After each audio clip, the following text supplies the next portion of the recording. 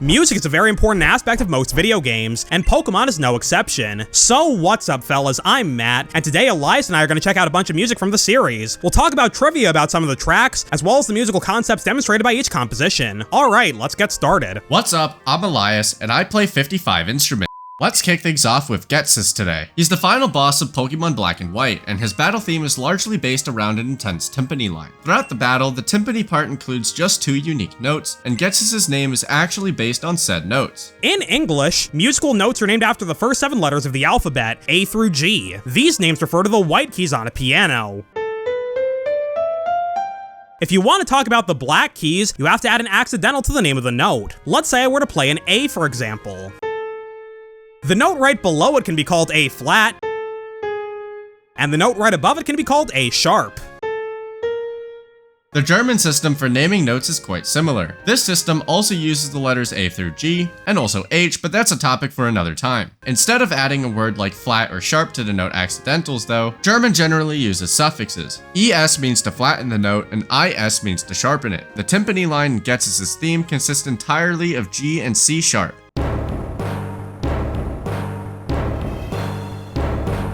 His name is also derived from the German names for those notes. Ghetsis. Did you include the thing about like the badges and the music adding onto like the victory road or whatever? I always thought that was pretty cool. No, but we're gonna do another video about music for sure, so we can talk about that another time. That's okay. You'll just be considered an enemy of the state. What state? Unova? The deep one. I can take on Unova. Can you? Yes! G and C sharp form a tritone, which is known as one of the most dissonant intervals in music. If you heard these 2 notes being played together in another song, your ear would probably be waiting to hear something less dissonant. Many songs include chords with tritones in them, which introduce some tension and instability to the music. Then by moving to a more stable consonant chord, the tension gets resolved. Ghetsis' theme works well as final boss music, thanks in large part to this interval.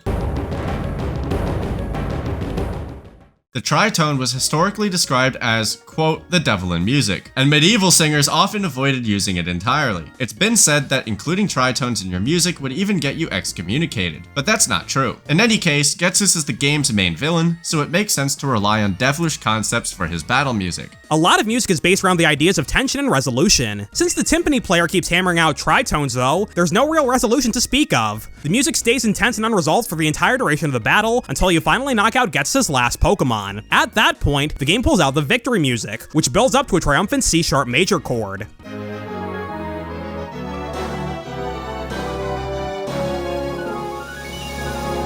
So Ghetsis' theme works on multiple levels at the same time. The music matches his name, and it also evokes the intensity you want for a final boss battle. That's far from the only time tritones have been used effectively in Pokemon music. Another notable example is the theme from Lavender Town in the Kanto games. This is where you'll find Pokemon Tower, which serves as a burial ground for dead Pokemon. It's also the first place in the series where you can find the ghost types Ghastly and Haunter, so Junichi Masuda used tritones to create an eerie, unsettling sound.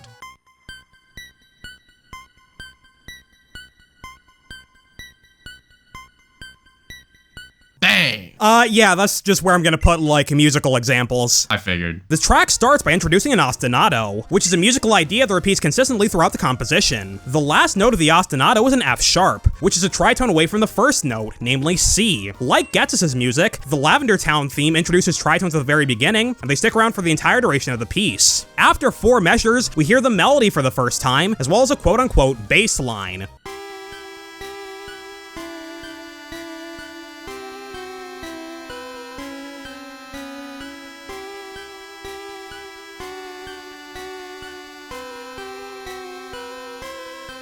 These 2 lines introduce even more dissonant intervals, further emphasizing the spooky vibe that Masuda was going for. In all likelihood, most of the music you listen to has a time signature of 4/4. That means that each bar, or measure, has 4 quarter note beats.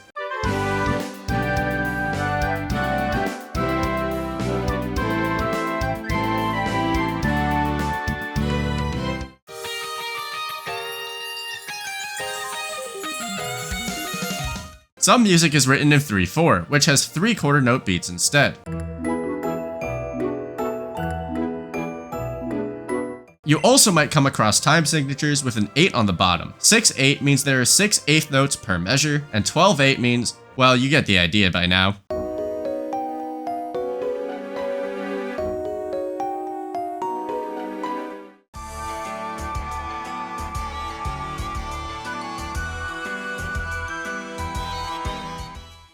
Some pieces of music use more unusual time signatures though, so let's take a look at a few examples from Pokemon. In Gold, Silver, and Crystal, as well as their remakes, there are two different gym leader themes. The Johto gym leader's music is written in 4/4.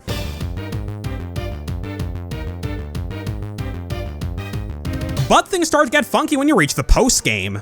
And medical singers. Medical singers? Like, who's a doctor that sings? Like Grey's Anatomy on ice, I don't know. The Kanto Gym Leader theme starts with an introduction in 4/4 time, but then it switches to 7/4, which means there are 7 beats in the bar instead. Let's listen to the Heart Gold and Soul Silver version of the track for today.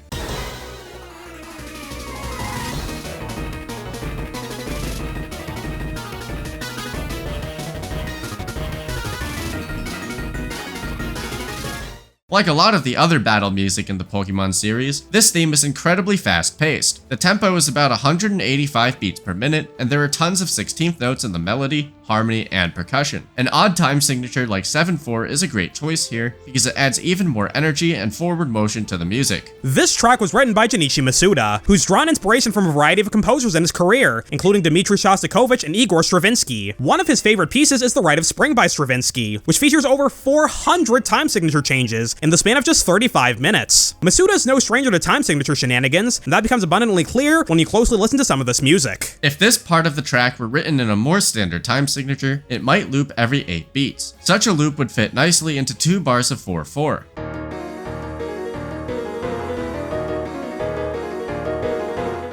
Since we only get 7 beats though, the music feels even faster and more frantic because the loop restarts sooner than we'd ordinarily expect. After 4 measures of 7/4 chaos, the track switches back to 4/4.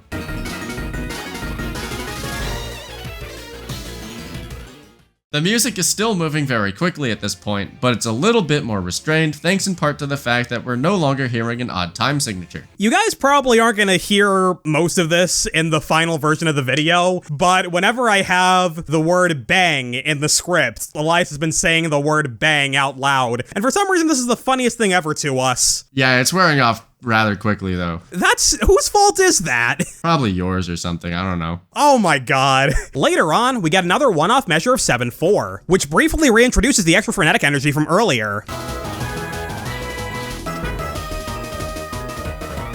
Before the music loops back around to the beginning, we get this phrase as well, which consists of a bar of 7/4, a bar of 4/4, and a bar of 5/4.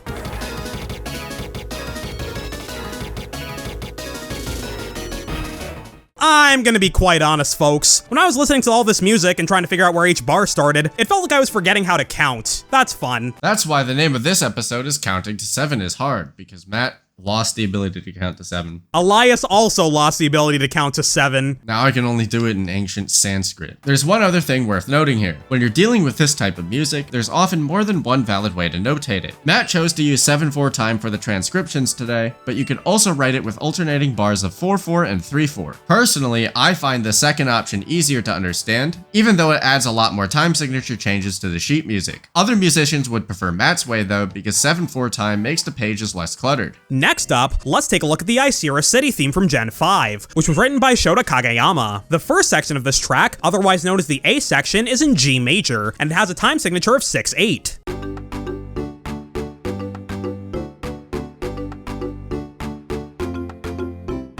About 30 seconds in, the key changes to B minor, and we jump into a new B section. The time signatures in this section are a mixture of 5/8 and 6/8.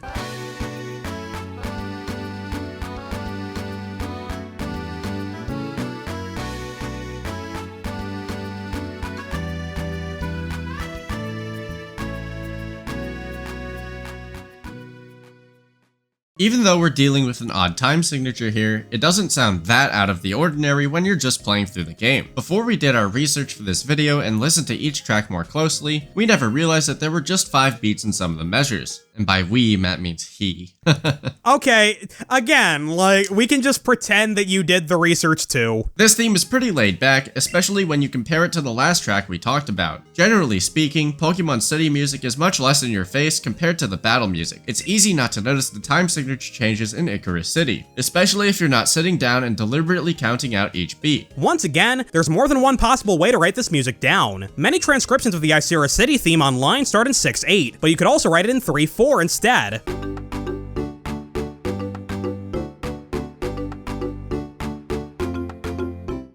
In that case, there are a few possible ways to notate the time signature changes. You could use 5/4 time here, or you could alternate bars of 3/4 and 2/4. There are other odd time signatures hiding in Pokemon soundtracks, but we'll save those for another video. Icarus? All the cities in Unova come from the names of clouds. Nimbasa, Icarus. You could have told me something when I said Icarus. Do you want to redo that line? No, Okay. I don't care. I'm just gonna keep calling it Icarus City. Oh my goodness, alright. While we're talking about Icarus City though, this track also demonstrates a music theory concept called modal interchange. Like we mentioned a second ago, the city's theme music starts in the key of G major, which means it primarily uses the notes in the G major scale. We can build chords by choosing one of these notes and stacking other notes from the scale on top. But modal interchange allows you to borrow chords from different scales to start with the same note. Icarus City's A section includes G major, C major, D major, and D7 chords, which can all be made with the notes of the G major scale. But there are also F major chords in this section.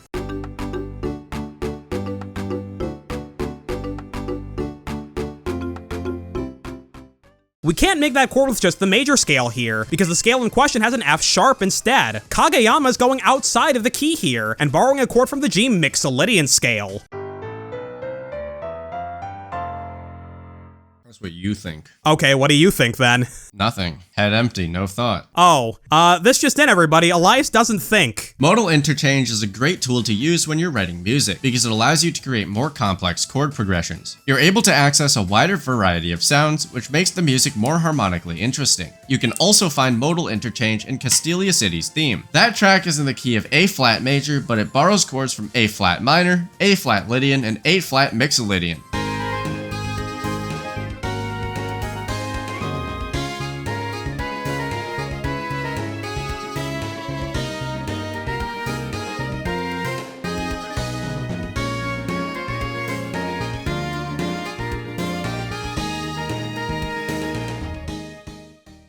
Now let's take a closer look at the music from the first generation. Early video game systems had very limited sound engines, and the Game Boy was obviously no exception. When Junichi Masuda composed Gen 1's music, he only had 4 audio channels to work with, and each one could only play a single note at a time. But one of them is just a noise channel, which was primarily used for percussion and other sound effects. Masuda couldn't use the noise channel to play actual pitches, which meant he couldn't have more than 3 notes sounding at once. In the grand scheme of things, that's not a lot to work with. For comparison, a standard guitar has 6 strings, which means you can strum up to 6 notes at a time. If I wrote a song that was meant to be played by a real band, I might start with a bunch of guitar chords, sounding like a Garmin GPS. In 20 miles, turn left. Then I'd be able to add a bass line underneath and a melody for someone to sing. I could also add some more texture to the music with additional instruments, like a keyboard or saxophone. When you put it all together, the band might be playing 10 or more notes at any given time. That kind of thing wasn't possible with the video game sound chips at the time. The Game Boy can't even play a 5 or 6 note guitar chord, since you only get 3 pitches to work with. Even if you reduce the chord down to 3 notes, you still wouldn't have room for a melody. So in order to compose for the Game Boy, you have to think outside the box and find other ways to write engaging music. I remember taking a class on this in college, but that doesn't mean a lot, because I didn't really pay attention too much in college. Elias. One possible solution to this problem lies in classical music. Aside from Stravinsky and Shostakovich, Junichi Masuda also took a great deal of inspiration from Baroque-era music. In particular, he learned quite a bit from the works of Johann Sebastian Bach. One of Bach's most famous pieces is his invention in F major.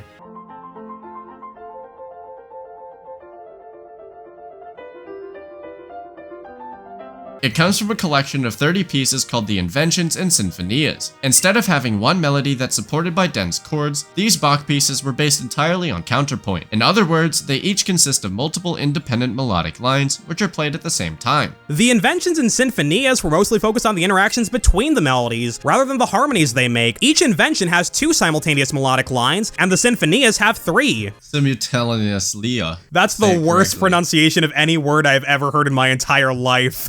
These pieces demonstrate how much mileage you can get out of just a few independent voices. Masuda studied this kind of music closely, which taught him how to write effective counterpoint for early Pokemon games. Let's take a look at one of our favorite examples from the Red and Blue soundtrack, Cerulean City. The top voice is the main melody, the second voice interjects with a counter melody, and the third voice fills out the harmony with a pseudo bass line.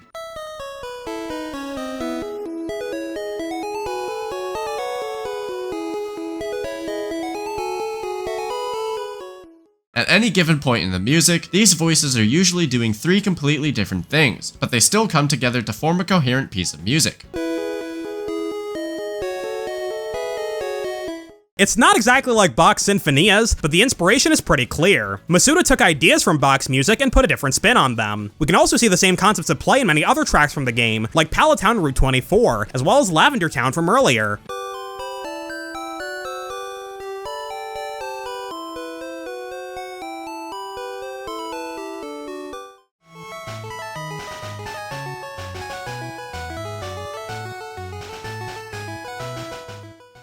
Bang. Let's go! I got him to conform. I got him to conform. You see? We love it here. There are other effective ways to work around the Game Boy's limited audio capabilities as well. Earlier in this video, we talked about Gold and Silver's Kanto Gym Leader theme, and how it bombards the player with 16th notes at a fast tempo. That started out as another staple of the Gen 1 soundtrack. Every battle theme in Pokemon Red, Blue, and Yellow begins with the same kind of 16th note spam.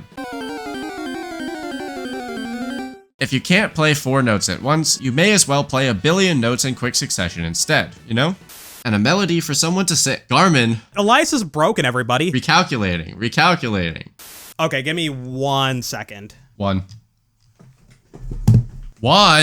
Elias thinks that he can frighten me by counting to 1. Let's take a look at one of our favorite examples from the Red and Blue soundtrack, Caroline City. I don't like this, man. Let's take a look at one of our favorite examples from the Red and Blue soundtrack. Oh my god, I can't say it now. Cerulean City. Cerulean, there you go.